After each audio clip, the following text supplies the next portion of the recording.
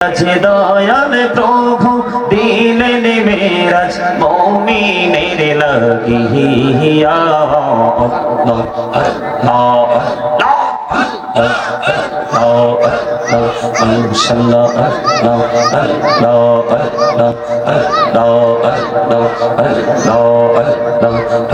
লাগিয়া ডাকিরে বন্ধু তলে বড়িয়া ডাকে হাইরে তলে বড়িয়া ডাকিরে বন্ধু তলে বড়িয়া ডাক হাইরে প্রাণ বড়িয়া ডাকিলে রে বন্দা প্রাণে বড়িয়া ডাকিলে রে বন্দা তুহনা করবো মা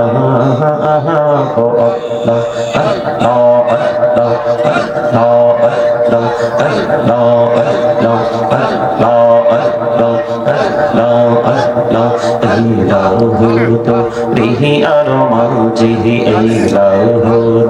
রিহি আর মাঝি কিসের করো খেলা পিছির দিকে চেয়া দেখো পিছির দিকে চেয়া দেখো ডুবে যায় তোর বেহলা রে আল্লাহ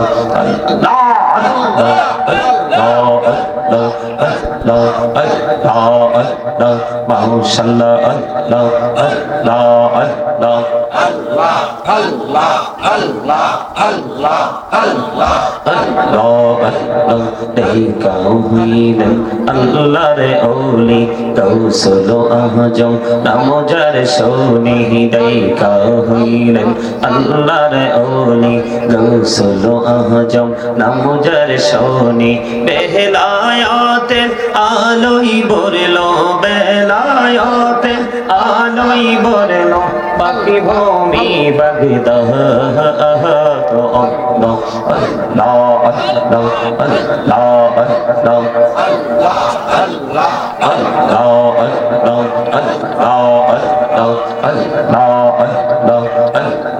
আল্লাহ দেখা হইলেন আল্লাহর ওলি শাহজালাল নাম যার শুনি সরে মহানদী পার হয়ে যায় সরে মহানদী পার হয়ে যায় বিছানা যার পাহা আল্লাহ আল্লাহ আল্লাহ আল্লাহ আল্লাহ জীবন বড়িয়া করসির গোনা জীবন বড়িয়া করসির গোনা ক্ষমা করে দাও রে দয়াল ক্ষমা করে দাও আরে গোনা গলে ক্ষমা করিয়া গোনা গলে ক্ষমা করিয়া কবুল করে নাও রে দয়াল কবুল করে নাও আল্লাহ আল্লাহ আল্লাহ আল্লাহ আল্লাহ আল্লাহ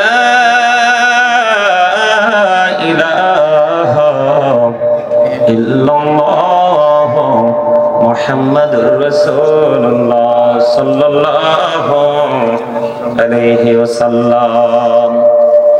ডিস্টার্ব করতেছে, এতক্ষণ তো ভালো ছিল। সম্মানিত উপস্থিত ওলামায়ে কেরাম, আমন্ত্রিত অতিথিবৃন্দ, দাড়ি পাকা আমার মুরব্বী বাবারা, যুবক ভাইরা, পর্দানিশী আমার মা বোনেরা, বিশেষ করে আজকে পবিত্র ঈদ মিলাদুন নবী সাল্লাল্লাহু আলাইহি ওয়াসাল্লাম উদযাপন উপলক্ষে অম্বরপুর প্রশংসাই কেন্দ্রীয় জামে মসজিদের উদ্যোগে 15তম বার্ষিক ওয়াজ দোয়ার মাহফিলের আয়োজন করা হয়। সাজিয়েছেন সকলের প্রতি আমার আন্তরিক সালাম। আসসালামু আলাইকুম ওয়া রাহমাতুল্লাহি ওয়া বারাকাতুহু। ওয়া আলাইকুম সালাম ওয়া রাহমাতুল্লাহি ওয়া বারাকাতুহু। সম্মানিত উপস্থিতি, আপনারা যদিও অনেকে অনেক সুন্দর করে জিকির করেছেন, দুরূদ পড়েছেন, কিন্তু তার মাঝে অনেকেই ছিলেন অন্যমনস্ক। কি এটা কিসের বাগান? এটা জান্নাতের বাগান, ক্ষণস্থায়ী বাগান। এখানে চাইলেও কেউ আসতে পারবে না যদি মালিক কবুল না করে। আজকে জান্নাতের বাগানে আসতে পারা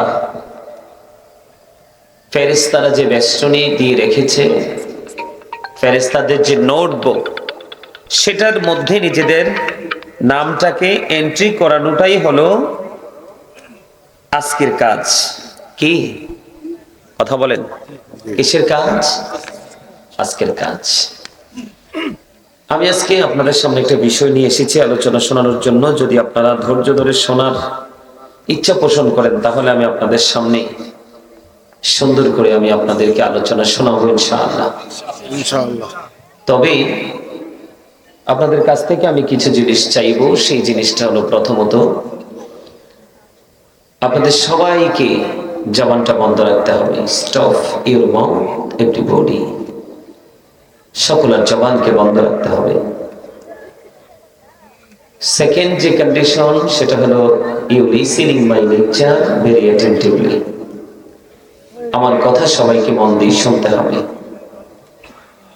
থার্ড যে কন্ডিশন, সেটা হলো যদি আপনি বলেন যে আই সে ডোন্ট অ্যাকসেপ্টেবল, আমি বলবো I say go to your seat out of sight. আপনি বাড়ি চলে যাবেন। তারপরে এখানে বসে হাসাহাসি রং তামাশা, এটা আমরা যদিও বরদাস্ত করব, কিন্তু আল্লাহ রাব্বুল আলামিন বরদাস্ত করবে না। কারণ কিয়ামতের পূর্বক্ষণে পৃথিবী এবং পৃথিবীর মধ্যে যা কিছু আছে সব কিছুর চাইতে উত্তম হবে একটা সেজদা। সুবহানাল্লাহ বলবেন না? মানে সেজদা দেওয়ার মতো লোকের সংখ্যা এতটাই কমে যাবে। আল্লাহর কাছে এত প্রিয়, এত পছন্দনীয় হবে একটা সেজদা। সম্মানিত উপস্থিতি, গতকালকে আপনারা দেখেছেন, আপনারা সবাই অবগত আছেন, কত ভয়ঙ্কর এক ভূমিকম্প এসেছিল। 4.6 মাত্রার ভূমিকম্প। যখন 8.9 মাত্রার ভূমিকম্প হবে, একেবারে বাংলাদেশটা একেবারে লেভেল হয়ে যাবে। কি হয়ে যাবে? বর্তমান যে সময়, বর্তমান যে প্রেক্ষাপট, বিশেষ করে এই যে আজকে যুবক ছেলেরা আসছে, আমি বিশেষ করে মাহফিলে গেলে এখন ইয়াং মেনদের দিকে আমার নজর থাকে। কেন জানেন? কারণ বর্তমান যুব সমাজ একেবারে ধ্বংস। আপনারা বলেন তো, আপনাদের এলাকায় কয়টা যুবক আপনারা মুরব্বীদেরকে দেখলে সালাম দেয়? দেয়? আমি তো দেখি না। মুরব্বীদেরকে দেখলে, কোন মুরব্বী যদি অন্যায়ের প্রতিবাদ করে, ওরা সন্তুষ্ট হয় না। ওরা কি হয় না? সন্তুষ্ট হয় না, বরং ওরা তিক্ত হয়। ওদের কাছে এটা একটা, মানে কি বলবো, এটা ওদের মানে যেটা ধৈর্যের সীমার বাইরে চলে যায়, তাদের কাছে এতটাই বিরক্তকর মনে হয়। ইসলামের যে আইন, ইসলামের যে বিধান, ইসলামের যে শাস্ত্র, এই মাহফিলে আসো, বাড়ি যাও, এই বেত আসেনির একটা বেত আনতো, জালি বেত আসেনি? এই একজনে, তোমরা একজনে আমার জন্য একটা জালি বেত আনো, শুধু এদেরকে পিটানোর জন্য। পারবা না? হ্যাঁ পারবে, পারবে। পারবা না? পারবে। এইবার কিন্তু একবার বলছি, সেকেন্ড টাইম কিন্তু বললে ওরা সত্যি সত্যি নিয়ে আসবে। আমি কিন্তু নাইম না পিটাবো, আমি কিন্তু বাচ্চা পিটে অভ্যাস আছে। ঠিক না? মারতে হবে না? যারা করবে পক্ষে আছেন না? হ্যাঁ, এবার বুঝো, তোমরা কেন বসে দুষ্টামি করবা নাকি বাড়ি যাইবা? সম্মানিত উপস্থিতি, কথাগুলো, অনেকগুলো কথাই আছে বলার, সবগুলো কথা বলা যায় না। অনেক সময় মনের ভাব প্রকাশ করে সবগুলো কথা যদিও বলার ইচ্ছা থাকে, বলা যায় না। সব দিক মিলিয়ে পুরোপুরি একটা বিষয় যেটা দাঁড়িয়েছে বর্তমানে, আপনারা যদি একেবারে সূক্ষ্মভাবে একটা জরিপ করেন আপনাদের বিবেক দিয়ে, সকাল টু সন্ধ্যা, দিবারাত্রি, একটা মানুষ, পুরুষ বলেন, নারী বলেন, যুবক বলেন, যুবতী বলেন, কতটুকু ইসলাম ধর্মের সুশীতল ছায়াতলে থেকে নিজের জীবনটাকে পরিচালনা করছে দেখবেন। ওই সমস্ত মানুষ আপনি খুঁজেই পাবেন না।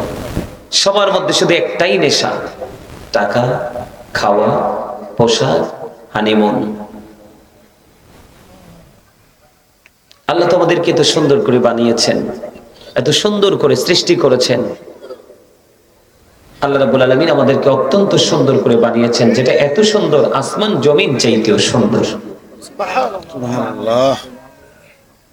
এই যে দেখেন, এই যে যে যে একটা ফুল, তা এটা কিন্তু হাতে বানাইছে, এটা কৃত্রিম, ঠিক না? এটা কিন্তু হাতে বুনেছে। এই যে ফুলের গাছটা, এই যে মরিচ, ওই যে আমরা কামরাঙ্গা মরিচ যেটাকে বলি, এই যে মরিচ, আপেল, এটা অনেক সুন্দর কিন্তু দেখতে, সুন্দর না? জি। মানুষ যখন কোনো কিছু সৃষ্টি করে, ক্রিয়েট করে, তখন কিন্তু এটা মানুষের কাছে দৃষ্টিনন্দন হয়, হয় না? হয়। কিন্তু মানুষ তো জানে না মানুষ যে মালিকের কাছে কতটা দৃষ্টিনন্দন। আল্লাহু আকবার, আল্লাহু আকবার। আমরা জানি না আমরা আমাদের মালিকের কাছে কতটা সুন্দর। যদি জানতাম, কন্টিনিউ আমরা আরো বেশি সুন্দর হওয়ার জন্য প্রত্যাশা করতাম। এই যে এই জায়গাগুলো থেকে আমরা অনেক অনেক বেশি দূরে। এই দূরে থাকার মানেটা কি?